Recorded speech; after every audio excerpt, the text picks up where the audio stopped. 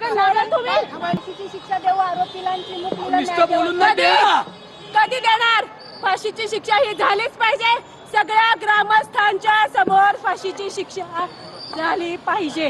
कुठेतरी न्याय मिळाला म्हणता येईल. इथून मागे बलात्काराचे गुन्हे आहेत तरी त्याला मोकाट सोडलाय. का सोडलाय? अजून कोणीतरी त्याच्या पुढे भक्षक व्हावं म्हणून. हे सरकार जनतेच्या हिताचं नाहीये, हे जनतेची हेळसांड करणार आहे.